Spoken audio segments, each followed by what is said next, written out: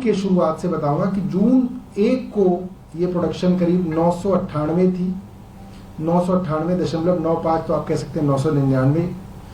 जून 2 को 1002 MGD production पानी की, जून 3 को 1002 MGD, जून 4 को 1004 MGD, जून 5 को 1003 MGD। और जैसे ही लोकसभा के चुनाव के रिजल्ट्स आ गए, आप देख सकते हैं कि जून 7, जून 6, 7, 8, 9, 10, 11, 12 से लेकर 21 जून तक का डेटा हम आपको दिखाएंगे। लगातार प्रोडक्शन 1003, 1004 MGD से घट के 993 MGD हुई, फिर 990 MGD हुई, 978 MGD हुई, और गिरते गिरते गिरते गिरते आज ये प्रोडक्शन 21 तारीख का डेटा मेरे पास है। 21 तारीख को ये प्रोडक्शन 896 MGD तक गिर गई। तो ये डेटा में साफ है, इसके अंदर मुझे नहीं लगता कि इसके ऊपर कोई बहस हो सकती है, क्योंकि दिल्ली के अंदर जब पानी आता है तो हमारे पास फ्लोमीटर्स हैं, हम फ्लोमीटर से नापते हैं। स्टैंडर्ड तरीका है कि कितना पानी दिल्ली के अंदर आ रहा है। और हरियाणा जब दिल्ली के अंदर पानी छोड़ता है, मुनक नहर से जो पानी हमारे CLC और DSB के अंदर आता है, 2 कैनाल हैं दिल्ली की जो पैरेलली रन कर रही हैं, उन दोनों कैनाल्स में जब वो पानी एंटर करता है या हरियाणा से इन कैनाल्स में दिल्ली की तरफ छोड़ा जाता है, तो हरियाणा कोई फ्लोमीटर दिखाए, हमें कोई बताए कि हरियाणा का फ्लोमीटर ये कहता है कि इतना पानी दे रहे हैं। हमारा ये कहना है कि हरियाणा की भाजपा सरकार लगातार झूठ बोल रही है। हरियाणा लगातार पानी कम कर रहा है। इससे भी ज्यादा चिंता की बात यह है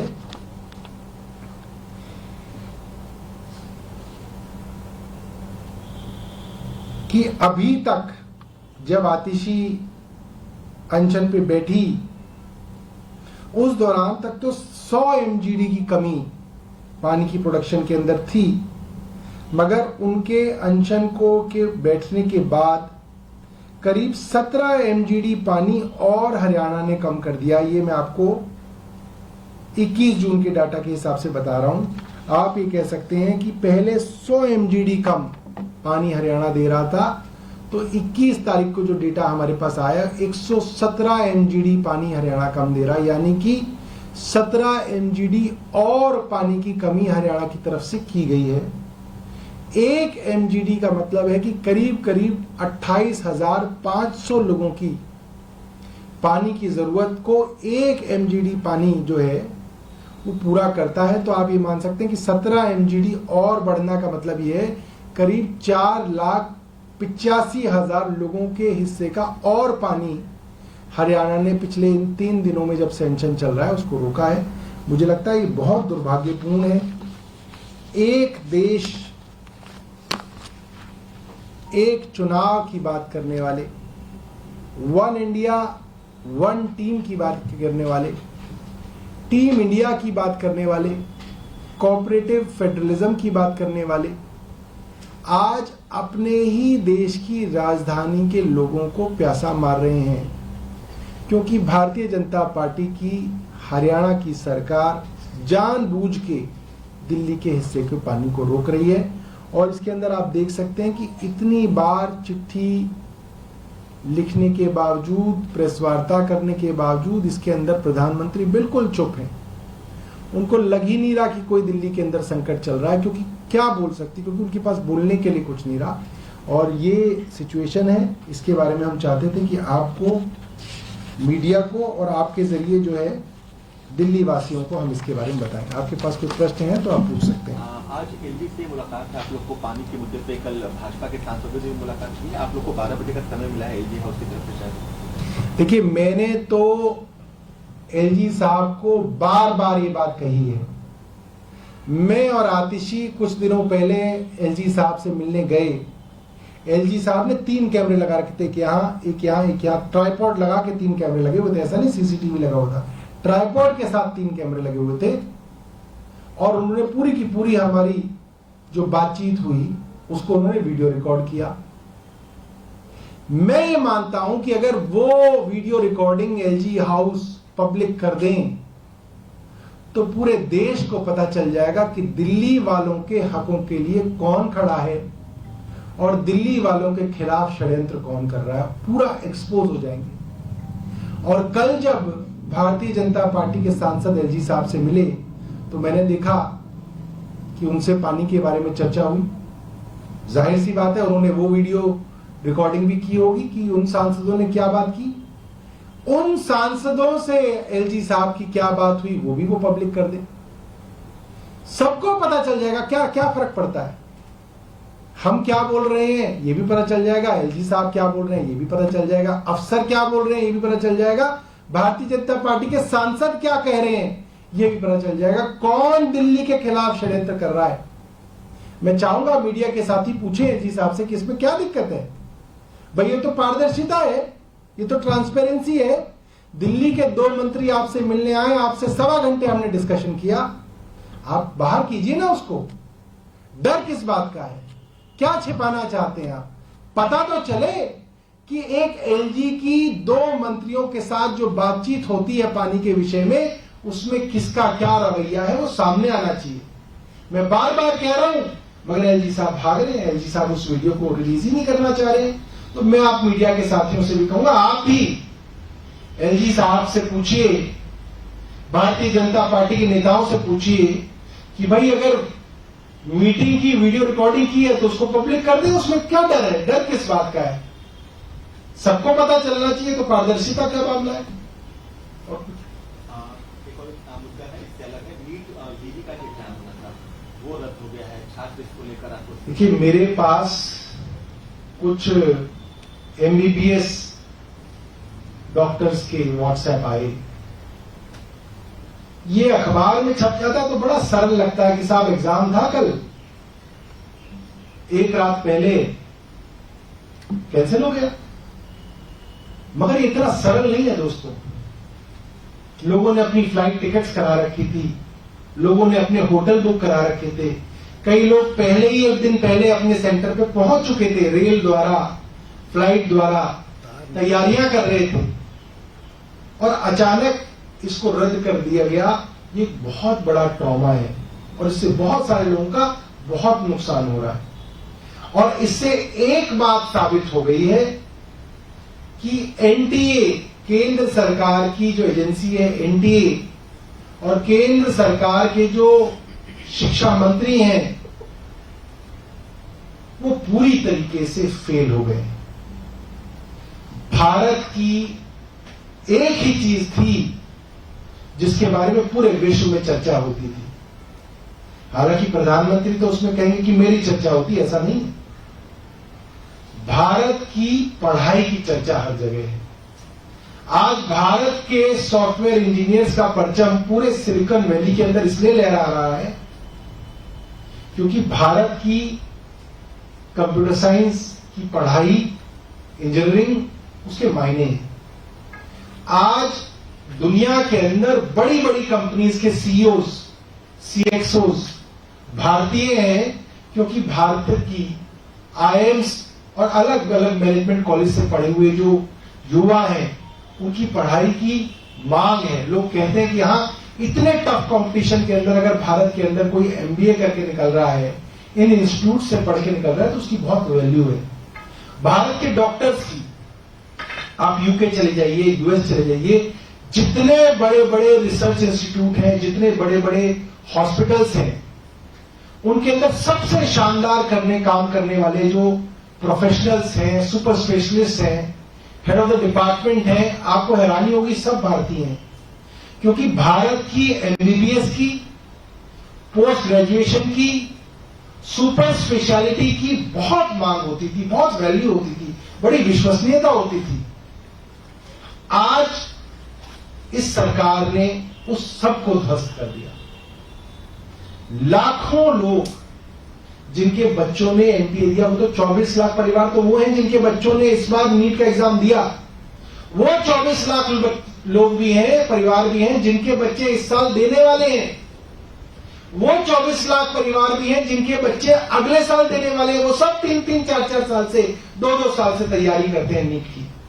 आप सोचिए उनका क्या होगा, वो क्या सोच के तैयारी करेंगे, क्या सोच के उनके बच्चे 18-18 घंटे काम पढ़ाई करेंगे, क्या सोच के माँ बाप अपने पेट काट काट के उनकी कोचिंग इंस्टीट्यूट की फीस भरेंगे, उनको दूसरे शहरों में पढ़ने के लिए भेजेंगे, जब उनको ये पता है कि कोई अमीर ज्यादा 50 लाख रुपए देके नीट का क्वेश्चन पेपर खरीद लेगा और टॉप कर जाएगा। आप सोचिए कितना बड़ा आघात देश की पूरी शिक्षा व्यवस्था के ऊपर इस सरकार ने किया है। ये माफ करने योग्य नहीं है। इस मंत्री को तुरंत बर्खास्त किया जाना चाहिए।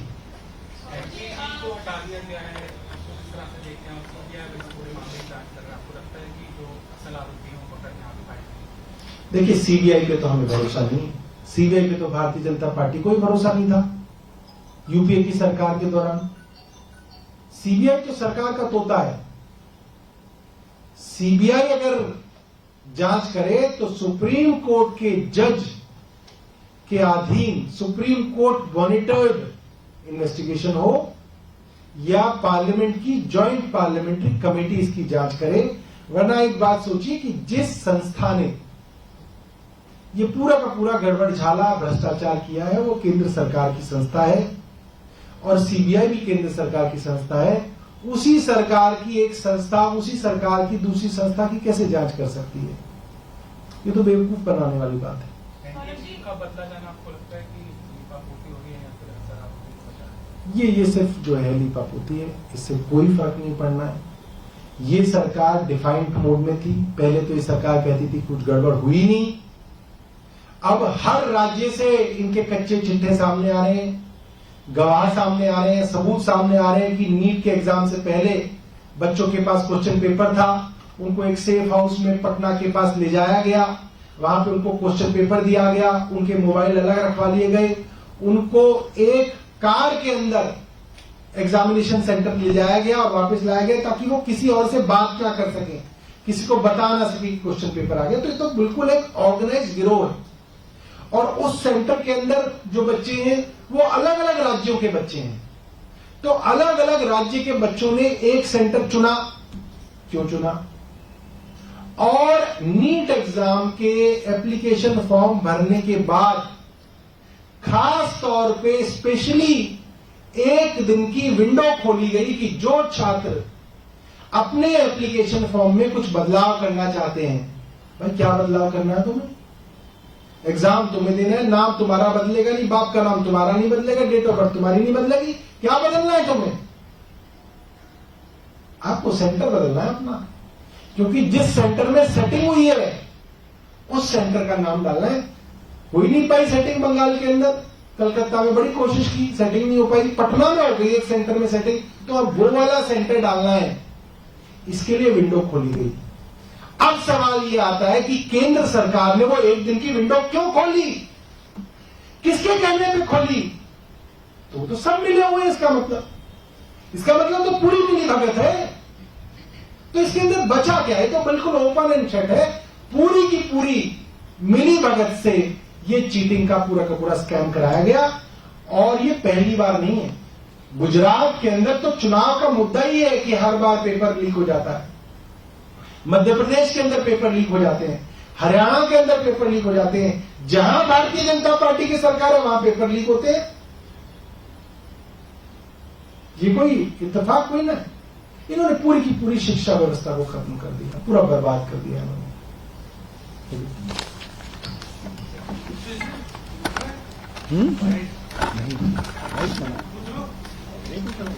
52 डिग्री से ऊपर तक टेम्परेचर रिकॉर्ड हुआ।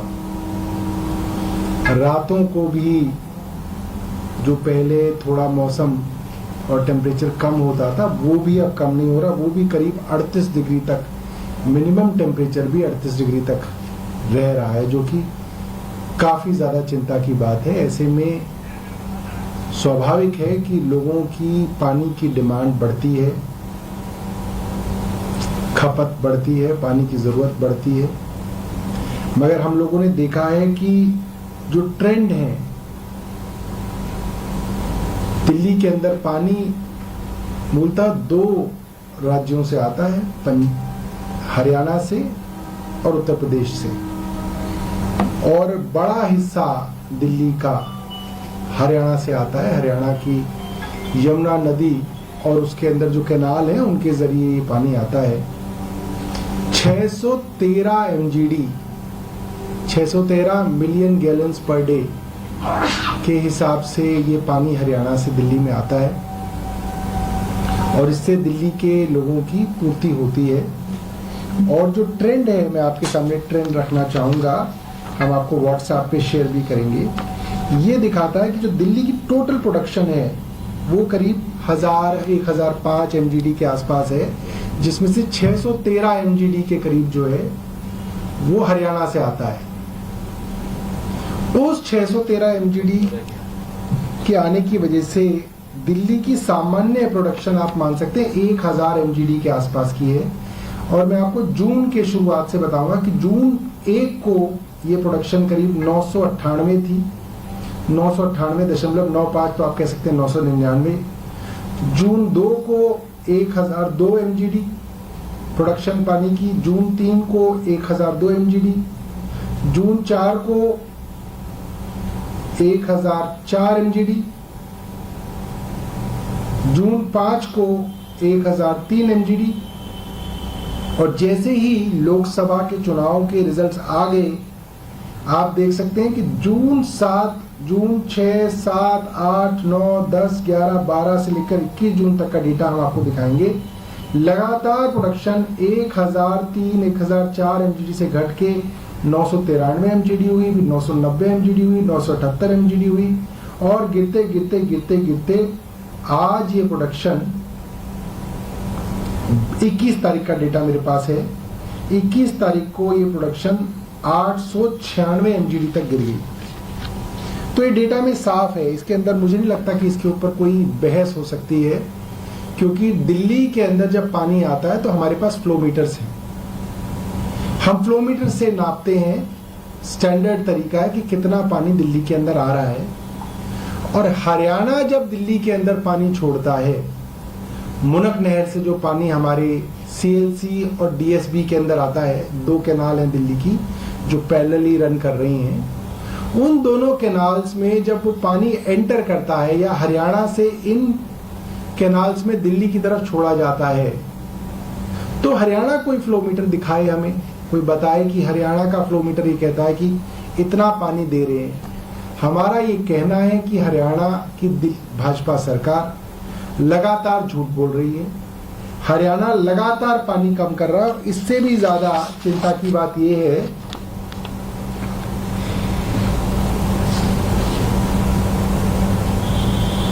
कि अभी तक जब आतिशी अनशन पे बैठी, उस दौरान तक तो 100 MGD की कमी पानी की प्रोडक्शन के अंदर थी, मगर उनके अनशन को के बैठने के बाद करीब 17 MGD पानी और हरियाणा ने कम कर दिया। ये मैं आपको 21 जून के डाटा के हिसाब से बता रहा हूं। आप ये कह सकते हैं कि पहले 100 MGD कम पानी हरियाणा दे रहा था, तो 21 तारीख को जो डेटा हमारे पास आया 117 MGD पानी हरियाणा कम दे रहा, यानी कि 17 MGD और पानी की कमी हरियाणा की तरफ से की गई है। 1 MGD का मतलब है कि करीब करीब 28,500 लोगों की पानी की जरूरत को 1 MGD पानी जो है वो पूरा करता है। तो आप ये मान सकते हैं कि 17 MGD और बढ़ना का मतलब ये है करीब 4,85,000 लोगों के हिस्से का और पानी हरियाणा ने पिछले इन 3 दिनों में जब सैंक्शन चल रहा है उसको रोका है। मुझे लगता है ये बहुत दुर्भाग्यपूर्ण है। एक देश, एक चुनाव की बात करने वाले, वन इंडिया वन टीम की बात करने वाले, टीम इंडिया की बात करने वाले, कोऑपरेटिव फेडरलिज्म की बात करने वाले, आज अपने ही देश की राजधानी के लोगों को प्यासा मार रहे हैं, क्योंकि भारतीय जनता पार्टी की हरियाणा की सरकार जानबूझ के दिल्ली के हिस्से के पानी को रोक रही है। और इसके अंदर आप देख सकते हैं कि इतनी बार चिट्ठी लिखने के बावजूद, प्रेस वार्ता करने के बावजूद इसके अंदर प्रधानमंत्री बिल्कुल चुप हैं। उनको लग ही नहीं रहा कि कोई दिल्ली के अंदर संकट चल रहा है, क्योंकि क्या बोल सकती, क्योंकि उनके पास बोलने के लिए कुछ नहीं रहा। और ये सिचुएशन है, इसके बारे में हम चाहते थे कि आपको, मीडिया को और आपके जरिए जो है दिल्ली वासियों को हम इसके बारे में बताएं। आपके पास कुछ प्रश्न हैं तो आप पूछ सकते हैं। आज एलजी से मुलाकात है आप लोग को पानी के मुद्दे पे, कल भाजपा के सांसदों से भी मुलाकात हुई है, आप लोग को 12 बजे का समय मिला है एलजी हाउस की तरफ से शायद। देखिए, मैंने तो एलजी साहब को बार बार ये बात कही है। मैं और आतिशी कुछ दिनों पहले एलजी साहब से मिलने गए। एलजी साहब ने 3 कैमरे लगा रखे थे, एक यहाँ ट्राइपॉड लगा के 3 कैमरे लगे हुए थे, ऐसा नहीं सीसीटीवी लगा हुआ था, ट्राइपॉड के साथ 3 कैमरे लगे हुए थे। और उन्होंने पूरी की पूरी हमारी जो बातचीत हुई उसको उन्होंने वीडियो रिकॉर्ड किया।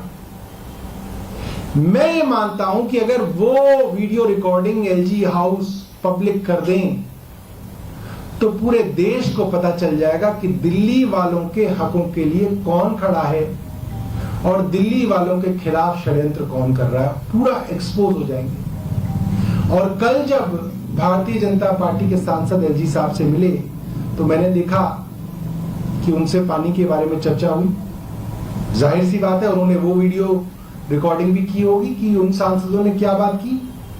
उन सांसदों से एलजी साहब की क्या बात हुई वो भी वो पब्लिक कर दे, सबको पता चल जाएगा। क्या क्या फर्क पड़ता है, हम क्या बोल रहे हैं ये भी पता चल जाएगा, एलजी साहब क्या बोल रहे हैं ये भी पता चल जाएगा, अफसर क्या बोल रहे हैं ये भी पता चल जाएगा, भारतीय जनता पार्टी के सांसद क्या कह रहे हैं ये भी पता चल जाएगा, कौन दिल्ली के खिलाफ षड्यंत्र कर रहा है।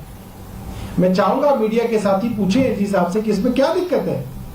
भाई ये तो पारदर्शिता है, ये तो ट्रांसपेरेंसी है। दिल्ली के 2 मंत्री आपसे मिलने आए, आपसे 1.25 घंटे हमने डिस्कशन किया, आप बाहर कीजिए ना उसको। डर किस बात का है, क्या छिपाना चाहते हैं आप।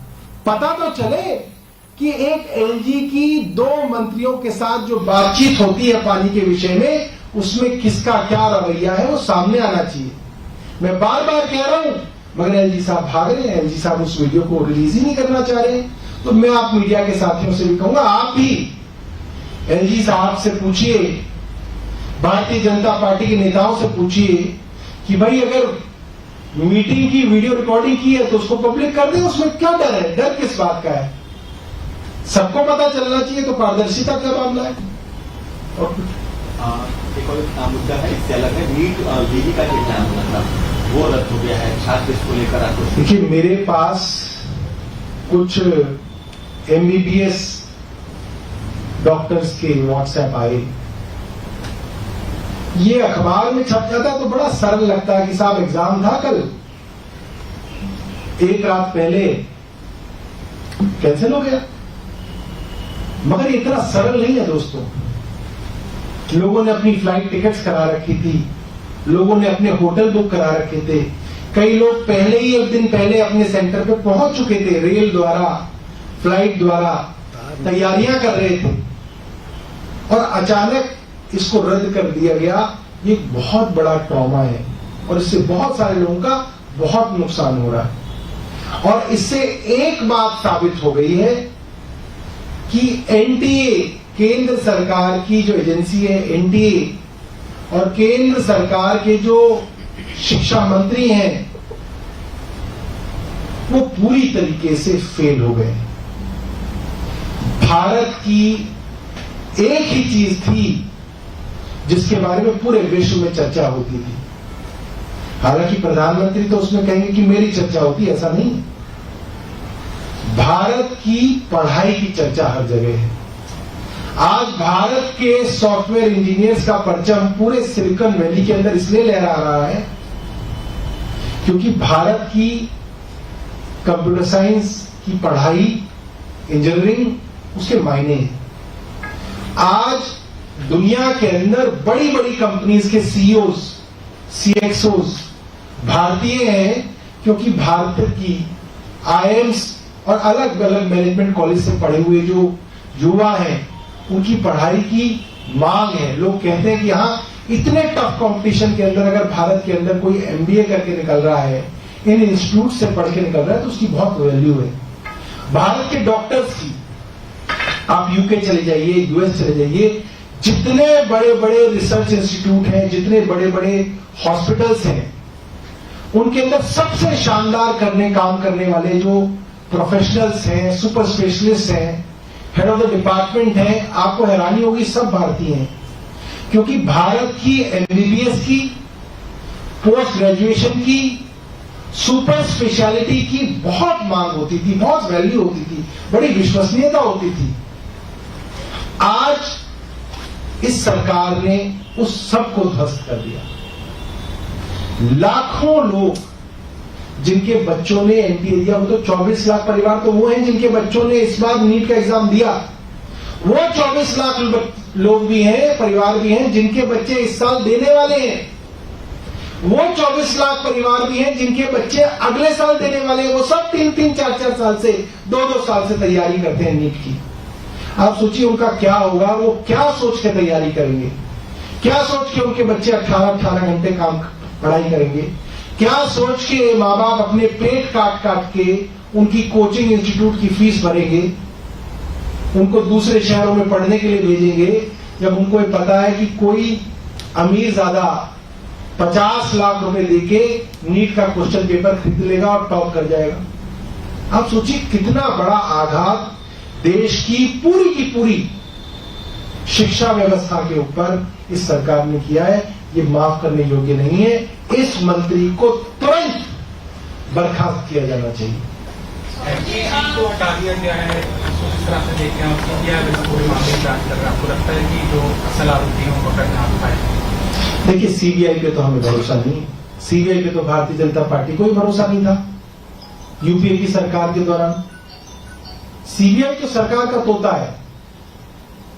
सीबीआई अगर जांच करे तो सुप्रीम कोर्ट के जज के अधीन सुप्रीम कोर्ट मॉनिटर्ड इन्वेस्टिगेशन हो या पार्लियामेंट की ज्वाइंट पार्लियामेंट्री कमेटी इसकी जांच करे।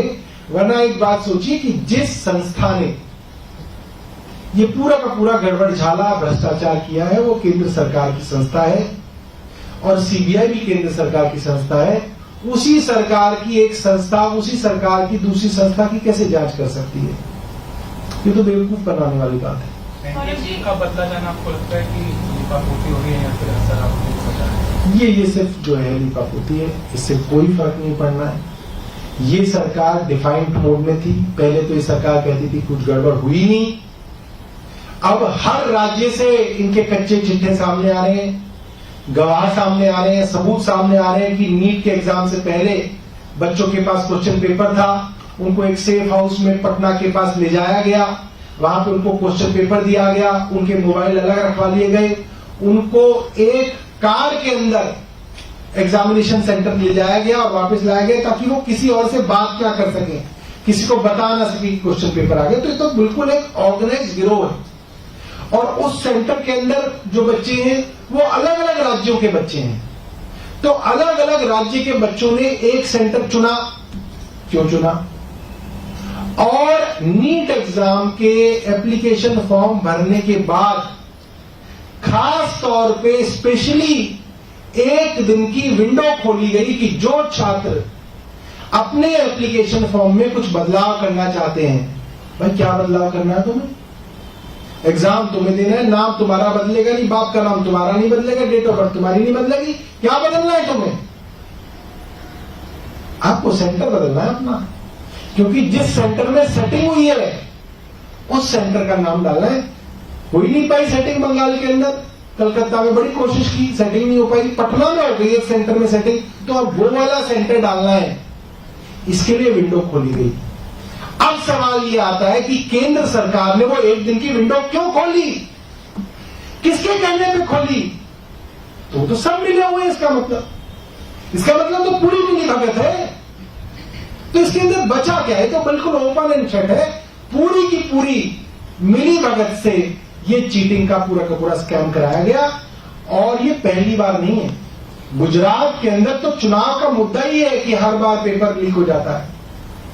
मध्य प्रदेश के अंदर पेपर लीक हो जाते हैं, हरियाणा के अंदर पेपर लीक हो जाते हैं। जहां भारतीय जनता पार्टी की सरकार है वहां पेपर लीक होते हैं। ये कोई इत्तेफाक कोई ना है। इन्होंने पूरी की पूरी शिक्षा व्यवस्था को खत्म कर दिया, पूरा बर्बाद कर दिया इन्होंने।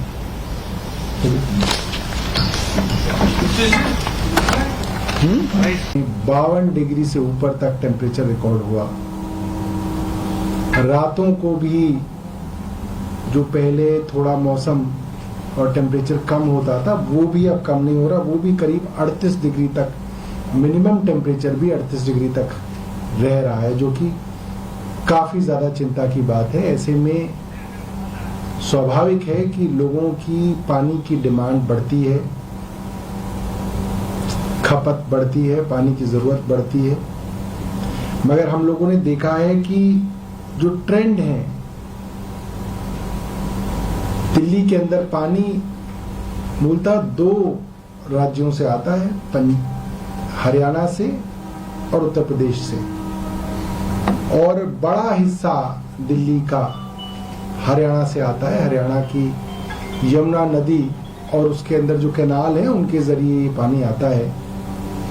613 एमजीडी, 613 मिलियन गैलन्स पर डे के हिसाब से ये पानी हरियाणा से दिल्ली में आता है और इससे दिल्ली के लोगों की पूर्ति होती है।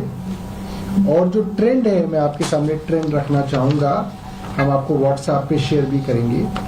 ये दिखाता है कि जो दिल्ली की टोटल प्रोडक्शन है वो करीब 1005 एमजीडी के आसपास है, जिसमें से 613 एमजीडी के करीब जो है वो हरियाणा से आता है। उस 613 एमजीडी के आने की वजह से दिल्ली की सामान्य प्रोडक्शन आप मान सकते हैं 1000 एमजीडी के आसपास की है। और मैं आपको जून के शुरुआत से बताऊंगा कि जून 1 को ये प्रोडक्शन करीब 998 थी, 998.95, तो आप कह सकते हैं 999। जून 2 को 1002 एमजीडी प्रोडक्शन पानी की, जून 3 को 1002 एमजीडी, जून 4 को 1004 एमजीडी, जून 5 को 1003 एमजीडी।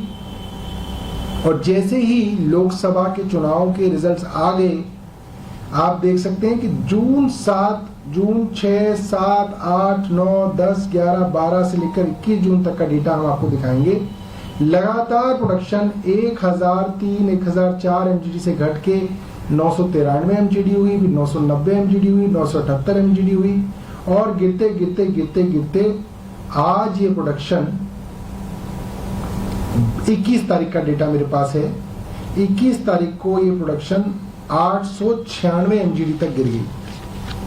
तो ये डेटा में साफ है, इसके अंदर मुझे नहीं लगता कि इसके ऊपर कोई बहस हो सकती है, क्योंकि दिल्ली के अंदर जब पानी आता है तो हमारे पास फ्लोमीटर्स हैं। हम फ्लोमीटर से नापते हैं, स्टैंडर्ड तरीका है कि कितना पानी दिल्ली के अंदर आ रहा है। और हरियाणा जब दिल्ली के अंदर पानी छोड़ता है, मुनक नहर से जो पानी हमारे सीएलसी और डीएसबी के अंदर आता है, 2 कैनाल हैं दिल्ली की जो पैरेलली रन कर रही हैं, उन दोनों कैनाल्स में जब वो पानी एंटर करता है या हरियाणा से इन कैनाल्स में दिल्ली की तरफ छोड़ा जाता है, तो हरियाणा कोई फ्लोमीटर दिखाए हमें, कोई बताए कि हरियाणा का फ्लोमीटर ये कहता है कि इतना पानी दे रहे हैं। हमारा ये कहना है कि हरियाणा की भाजपा सरकार लगातार झूठ बोल रही है। हरियाणा लगातार पानी कम कर रहा है। इससे भी ज्यादा चिंता की बात यह है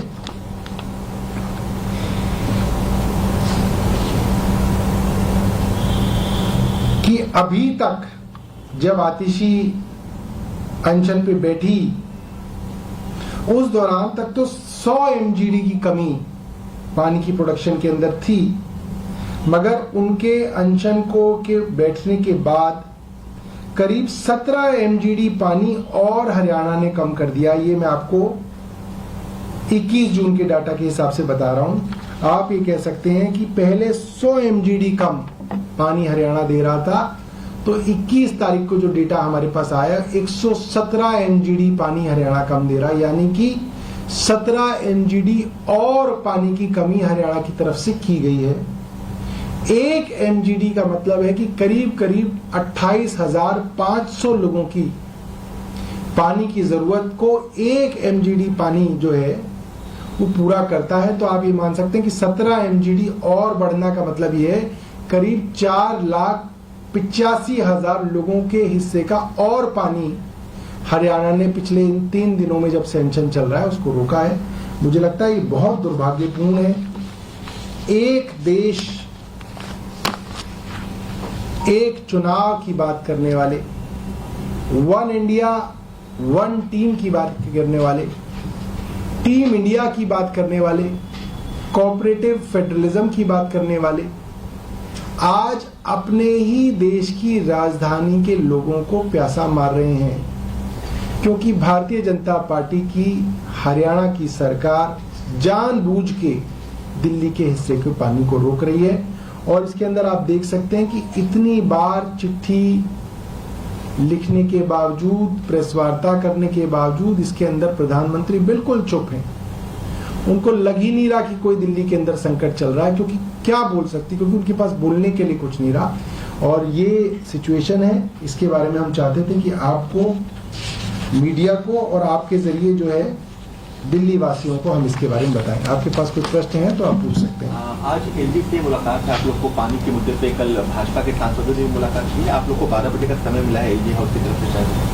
देखिए, मैंने तो एलजी साहब को बार बार ये बात कही है। मैं और आतिशी कुछ दिनों पहले एलजी साहब से मिलने गए। एलजी साहब ने 3 कैमरे लगा रखे थे, एक यहाँ, ट्राइपॉड लगा के 3 कैमरे लगे हुए थे, ऐसा नहीं सीसीटीवी लगा हुआ था, ट्राइपॉड के साथ 3 कैमरे लगे हुए थे। और उन्होंने पूरी की पूरी हमारी जो बातचीत हुई उसको उन्होंने वीडियो रिकॉर्ड किया। मैं ये मानता हूं कि अगर वो video recording LG house public कर दें तो पूरे देश को पता चल जाएगा कि दिल्ली वालों के हकों के लिए कौन खड़ा है और दिल्ली वालों के खिलाफ षड्यंत्र कौन कर रहा है, पूरा एक्सपोज हो जाएंगे। और कल जब भारतीय जनता पार्टी के सांसद एलजी साहब से मिले तो मैंने देखा कि उनसे पानी के बारे में चर्चा हुई। जाहिर सी बात है उन्होंने वो वीडियो रिकॉर्डिंग भी की होगी कि उन सांसदों ने क्या बात की। उन सांसदों से एलजी साहब की क्या बात हुई वो भी वो पब्लिक कर दे, सबको पता चल जाएगा। क्या क्या फर्क पड़ता है, हम क्या बोल रहे हैं ये भी पता चल जाएगा, एलजी साहब क्या बोल रहे हैं ये भी पता चल जाएगा, अफसर क्या बोल रहे हैं ये भी पता चल जाएगा, भारतीय जनता पार्टी के सांसद क्या कह रहे हैं ये भी पता चल जाएगा, कौन दिल्ली के खिलाफ षड्यंत्र कर रहा है। मैं चाहूंगा मीडिया के साथी पूछे एलजी साहब से कि इसमें क्या दिक्कत है। भाई ये तो पारदर्शिता है, ये तो ट्रांसपेरेंसी है। दिल्ली के 2 मंत्री आपसे मिलने आए, आपसे 1.25 घंटे हमने डिस्कशन किया, आप बाहर कीजिए ना उसको। डर किस बात का है, क्या छिपाना चाहते हैं आप। पता तो चले कि एक एलजी की 2 मंत्रियों के साथ जो बातचीत होती है पानी के विषय में, उसमें किसका क्या रवैया है वो सामने आना चाहिए। मैं बार बार कह रहा हूं, मगर एलजी साहब भाग रहे हैं, एलजी साहब उस वीडियो को रिलीज ही नहीं करना चाह रहे। तो मैं आप मीडिया के साथियों से भी कहूंगा, आप भी एलजी साहब से पूछिए, भारतीय जनता पार्टी के नेताओं से पूछिए कि भाई अगर मीटिंग की वीडियो रिकॉर्डिंग की है तो उसको पब्लिक कर दे, उसमें क्या डर है, डर किस बात का है। सबको पता चलना चाहिए, तो पारदर्शिता क्या मामला है। और एक और मुद्दा है, इससे अलग है, नीट यूजी का एग्जाम होना था वो रद्द हो गया है, छात्र इसको लेकर आते। देखिए, मेरे पास कुछ MBBS डॉक्टर्स के व्हाट्सएप आए। ये अखबार में छप जाता है तो बड़ा सरल लगता है कि साहब एग्जाम था कल, एक रात पहले कैंसिल हो गया। मगर ये इतना सरल नहीं है दोस्तों। लोगों ने अपनी फ्लाइट टिकट्स करा रखी थी, लोगों ने अपने होटल बुक करा रखे थे, कई लोग पहले ही 1 दिन पहले अपने सेंटर पे पहुंच चुके थे, रेल द्वारा, फ्लाइट द्वारा तैयारियां कर रहे थे, और अचानक इसको रद्द कर दिया गया। ये एक बहुत बड़ा ट्रॉमा है और इससे बहुत सारे लोगों का बहुत नुकसान हो रहा है। और इससे एक बात साबित हो गई है कि एनटीए, केंद्र सरकार की जो एजेंसी है एनटीए, और केंद्र सरकार के जो शिक्षा मंत्री हैं वो पूरी तरीके से फेल हो गए। भारत की एक ही चीज थी जिसके बारे में पूरे विश्व में चर्चा होती थी। हालांकि प्रधानमंत्री तो उसमें कहेंगे कि मेरी चर्चा होती, ऐसा नहीं है। भारत की पढ़ाई की चर्चा हर जगह है। आज भारत के सॉफ्टवेयर इंजीनियर्स का परचम पूरे सिलिकॉन वैली के अंदर इसलिए लहरा रहा है क्योंकि भारत की कंप्यूटर साइंस की पढ़ाई, इंजीनियरिंग, उसके मायने हैं। आज दुनिया के अंदर बड़ी बड़ी कंपनीज के सीईओज, सीएक्सओज भारतीय हैं क्योंकि भारत की आईआईएम्स और अलग अलग मैनेजमेंट कॉलेज से पढ़े हुए जो युवा हैं उनकी पढ़ाई की मांग है। लोग कहते हैं कि हाँ, इतने टफ कंपटीशन के अंदर अगर भारत के अंदर कोई एमबीए करके निकल रहा है, इन इंस्टीट्यूट से पढ़ के निकल रहा है, तो उसकी बहुत वैल्यू है।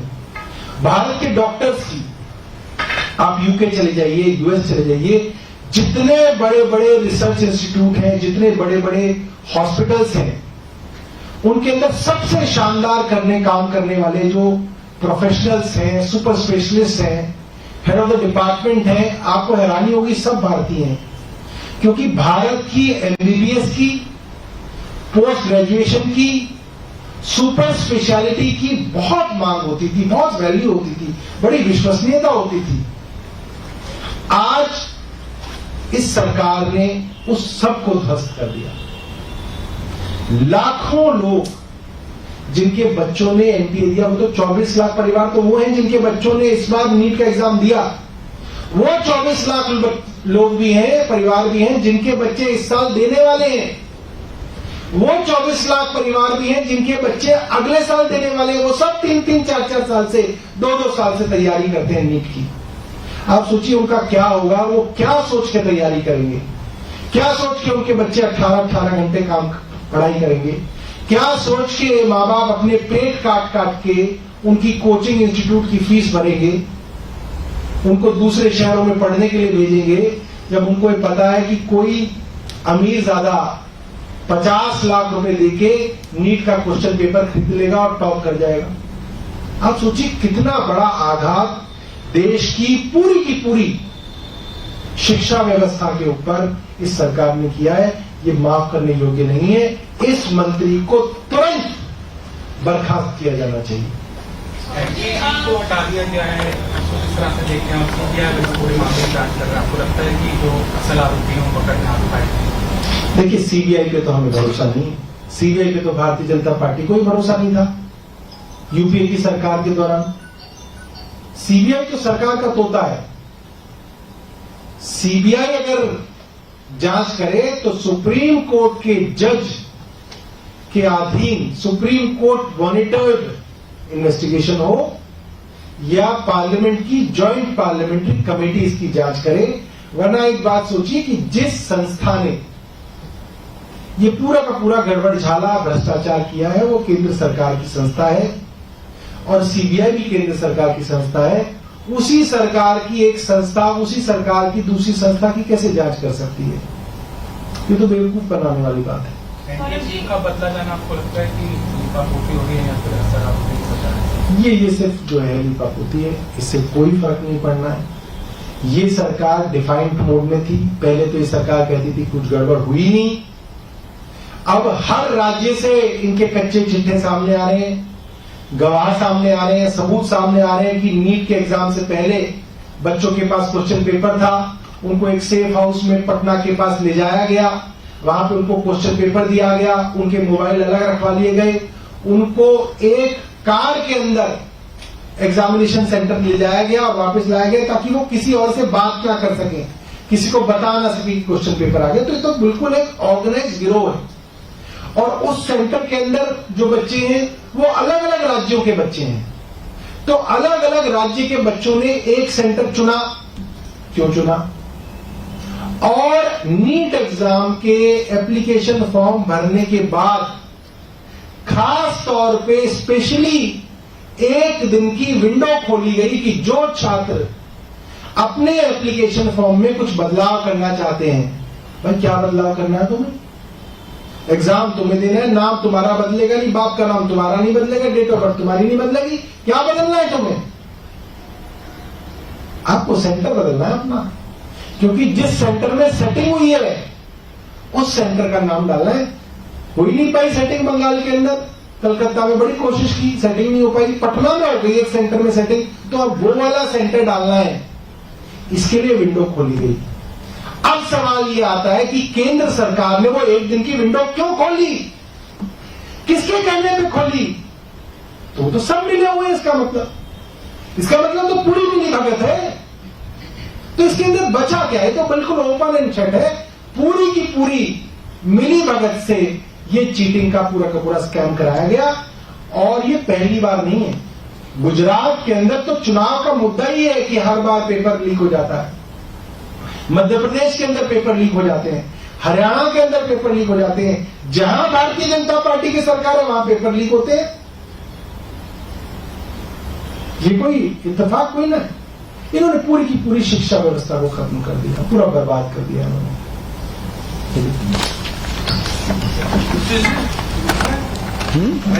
52 डिग्री से ऊपर तक टेम्परेचर रिकॉर्ड हुआ।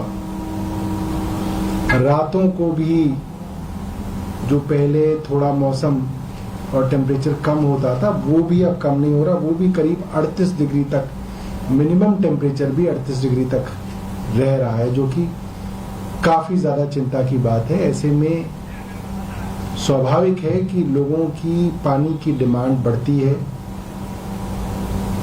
खपत बढ़ती है, पानी की जरूरत बढ़ती है। मगर हम लोगों ने देखा है कि जो ट्रेंड है,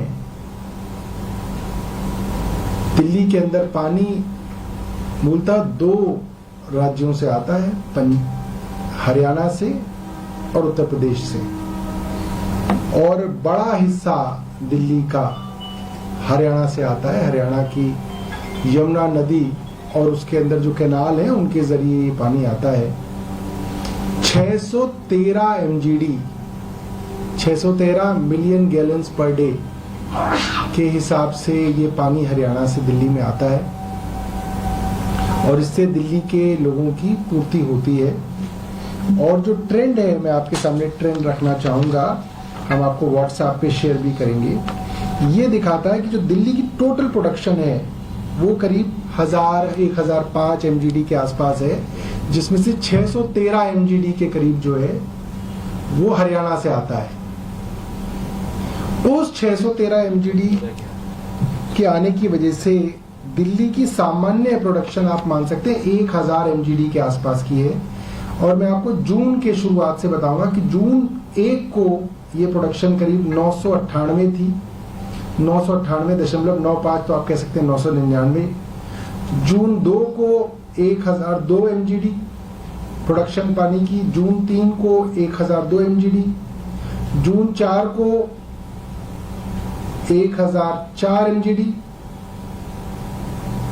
जून 5 को 1003 एमजीडी। और जैसे ही लोकसभा के चुनाव के रिजल्ट्स आ गए, आप देख सकते हैं कि जून 7, जून 6, 7, 8, 9, 10, 11, 12 से लेकर 21 जून तक का डेटा हम आपको दिखाएंगे।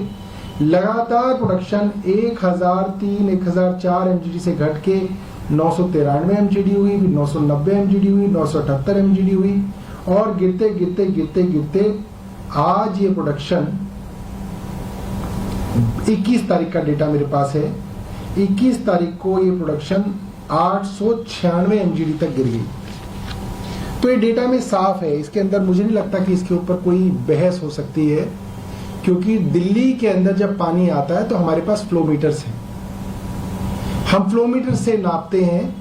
स्टैंडर्ड तरीका है कि कितना पानी दिल्ली के अंदर आ रहा है। और हरियाणा जब दिल्ली के अंदर पानी छोड़ता है, मुनक नहर से जो पानी हमारे सीएलसी और डीएसबी के अंदर आता है, 2 कैनाल हैं दिल्ली की जो पैरेलली रन कर रही हैं, उन दोनों कैनाल्स में जब वो पानी एंटर करता है या हरियाणा से इन कैनाल्स में दिल्ली की तरफ छोड़ा जाता है, तो हरियाणा कोई फ्लो मीटर दिखाए, हमें कोई बताए कि हरियाणा का फ्लो मीटर ये कहता है कि इतना पानी दे रहे हैं। हमारा ये कहना है कि हरियाणा की भाजपा सरकार लगातार झूठ बोल रही है, हरियाणा लगातार पानी कम कर रहा है। इससे भी ज्यादा चिंता की बात यह है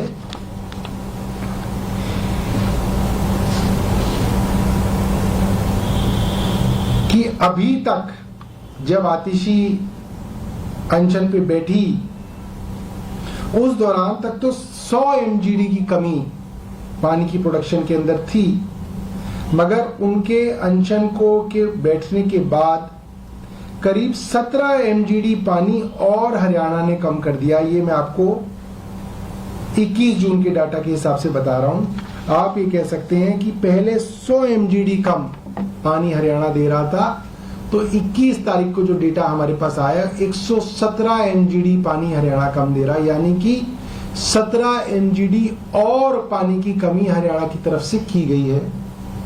1 MGD का मतलब है कि करीब करीब 28,500 लोगों की पानी की जरूरत को 1 MGD पानी जो है वो पूरा करता है। तो आप ये मान सकते हैं कि 17 MGD और बढ़ना का मतलब ये है करीब 4,85,000 लोगों के हिस्से का और पानी हरियाणा ने पिछले इन 3 दिनों में जब सैंक्शन चल रहा है उसको रोका है। मुझे लगता है ये बहुत दुर्भाग्यपूर्ण है। एक देश, एक चुनाव की बात करने वाले, वन इंडिया वन टीम की बात करने वाले, टीम इंडिया की बात करने वाले, कोऑपरेटिव फेडरलिज्म की बात करने वाले आज अपने ही देश की राजधानी के लोगों को प्यासा मार रहे हैं, क्योंकि भारतीय जनता पार्टी की हरियाणा की सरकार जानबूझ के दिल्ली के हिस्से के पानी को रोक रही है। और इसके अंदर आप देख सकते हैं कि इतनी बार चिट्ठी लिखने के बावजूद, प्रेस वार्ता करने के बावजूद इसके अंदर प्रधानमंत्री बिल्कुल चुप हैं। उनको लग ही नहीं रहा कि कोई दिल्ली के अंदर संकट चल रहा है, क्योंकि क्या बोल सकती, क्योंकि उनके पास बोलने के लिए कुछ नहीं रहा। और ये सिचुएशन है, इसके बारे में हम चाहते थे कि आपको, मीडिया को और आपके जरिए जो है दिल्ली वासियों को हम इसके बारे में बताएं। आपके पास कुछ प्रश्न हैं तो आप पूछ सकते हैं। आज एलडी से मुलाकात है आप लोग को पानी के मुद्दे पे, कल भाजपा के सांसदों से मुलाकात की, आप लोग को 12 बजे का समय मिला है एलजी हाउस की तरफ से शायद। देखिए, मैंने तो एलजी साहब को बार बार ये बात कही है। मैं और आतिशी कुछ दिनों पहले एलजी साहब से मिलने गए। एलजी साहब ने 3 कैमरे लगा रखे थे, एक यहाँ ट्राइपॉड लगा के 3 कैमरे लगे हुए थे, ऐसा नहीं सीसीटीवी लगा हुआ था, ट्राइपॉड के साथ 3 कैमरे लगे हुए थे। और उन्होंने पूरी की पूरी हमारी जो बातचीत हुई उसको उन्होंने वीडियो रिकॉर्ड किया। मैं ये मानता हूं कि अगर वो video recording LG house public कर दें तो पूरे देश को पता चल जाएगा कि दिल्ली वालों के हकों के लिए कौन खड़ा है और दिल्ली वालों के खिलाफ षड्यंत्र कौन कर रहा है, पूरा एक्सपोज हो जाएंगे। और कल जब भारतीय जनता पार्टी के सांसद एलजी साहब से मिले तो मैंने देखा कि उनसे पानी के बारे में चर्चा हुई। जाहिर सी बात है उन्होंने वो वीडियो रिकॉर्डिंग भी की होगी कि उन सांसदों ने क्या बात की। उन सांसदों से एलजी साहब की क्या बात हुई वो भी वो पब्लिक कर दे, सबको पता चल जाएगा। क्या क्या फर्क पड़ता है, हम क्या बोल रहे हैं ये भी पता चल जाएगा, एलजी साहब क्या बोल रहे हैं ये भी पता चल जाएगा, अफसर क्या बोल रहे हैं ये भी पता चल जाएगा, भारतीय जनता पार्टी के सांसद क्या कह रहे हैं ये भी पता चल जाएगा, कौन दिल्ली के खिलाफ षड्यंत्र कर रहा है। मैं चाहूंगा मीडिया के साथी पूछे एलजी साहब से कि इसमें क्या दिक्कत है। भाई ये तो पारदर्शिता है, ये तो ट्रांसपेरेंसी है। दिल्ली के 2 मंत्री आपसे मिलने आए, आपसे 1.25 घंटे हमने डिस्कशन किया, आप बाहर कीजिए ना उसको। डर किस बात का है, क्या छिपाना चाहते हैं आप। पता तो चले कि एक एलजी की 2 मंत्रियों के साथ जो बातचीत होती है पानी के विषय में, उसमें किसका क्या रवैया है वो सामने आना चाहिए। मैं बार बार कह रहा हूं मगर एलजी साहब भाग रहे हैं, एलजी साहब उस वीडियो को रिलीज ही नहीं करना चाह रहे। तो मैं आप मीडिया के साथियों से भी कहूंगा, आप भी एलजी साहब से पूछिए, भारतीय जनता पार्टी के नेताओं से पूछिए कि भाई अगर मीटिंग की वीडियो रिकॉर्डिंग की है तो उसको पब्लिक कर दे, उसमें क्या डर है, डर किस बात का है। सबको पता चलना चाहिए, तो पारदर्शिता का मामला है।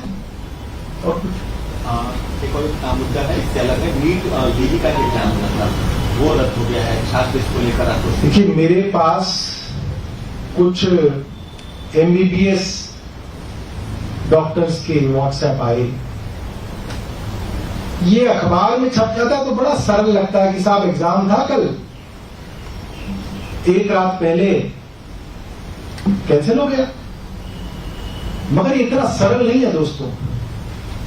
लोगों ने अपनी फ्लाइट टिकट्स करा रखी थी, लोगों ने अपने होटल बुक करा रखे थे, कई लोग पहले ही एक दिन पहले अपने सेंटर पे पहुंच चुके थे, रेल द्वारा, फ्लाइट द्वारा तैयारियां कर रहे थे, और अचानक इसको रद्द कर दिया गया। ये एक बहुत बड़ा ट्रॉमा है और इससे बहुत सारे लोगों का बहुत नुकसान हो रहा है। और इससे एक बात साबित हो गई है कि एनटीए, केंद्र सरकार की जो एजेंसी है एनटीए, और केंद्र सरकार के जो शिक्षा मंत्री हैं, वो पूरी तरीके से फेल हो गए। भारत की एक ही चीज थी जिसके बारे में पूरे विश्व में चर्चा होती थी। हालांकि प्रधानमंत्री तो उसमें कहेंगे कि मेरी चर्चा होती, ऐसा नहीं। भारत की पढ़ाई की चर्चा हर जगह है। आज भारत के सॉफ्टवेयर इंजीनियर्स का परचम पूरे सिलिकॉन वैली के अंदर इसलिए लहरा रहा है क्योंकि भारत की कंप्यूटर साइंस की पढ़ाई, इंजीनियरिंग, उसके मायने हैं। आज दुनिया के अंदर बड़ी बड़ी कंपनीज के सीईओज, सीएक्सओज भारतीय हैं, क्योंकि भारत की आईआईएम्स और अलग अलग मैनेजमेंट कॉलेज से पढ़े हुए जो युवा हैं, उनकी पढ़ाई की मांग है। लोग कहते हैं कि हाँ, इतने टफ कंपटीशन के अंदर अगर भारत के अंदर कोई एमबीए करके निकल रहा है, इन इंस्टीट्यूट से पढ़ के निकल रहा है, तो उसकी बहुत वैल्यू है। भारत के डॉक्टर्स की, आप यूके चले जाइए, यूएस चले जाइए, जितने बड़े बड़े रिसर्च इंस्टीट्यूट हैं, जितने बड़े बड़े हॉस्पिटल्स हैं, उनके अंदर सबसे शानदार काम करने वाले जो प्रोफेशनल्स हैं, सुपर स्पेशलिस्ट हैं, हेड ऑफ द डिपार्टमेंट हैं, आपको हैरानी होगी, सब भारतीय हैं। क्योंकि भारत की एमबीबीएस की, पोस्ट ग्रेजुएशन की, सुपर स्पेशलिटी की बहुत मांग होती थी, बहुत वैल्यू होती थी, बड़ी विश्वसनीयता होती थी। आज इस सरकार ने उस सब को ध्वस्त कर दिया। लाखों लोग जिनके बच्चों ने एनटीए दिया, वो तो 24 लाख परिवार तो वो हैं जिनके बच्चों ने इस बार नीट का एग्जाम दिया। वो 24 लाख लोग भी हैं, परिवार भी हैं, जिनके बच्चे इस साल देने वाले हैं। वो 24 लाख परिवार भी हैं जिनके बच्चे अगले साल देने वाले हैं। वो सब 3-3, 4-4 साल से, 2-2 साल से तैयारी करते हैं नीट की। आप सोचिए उनका क्या होगा। वो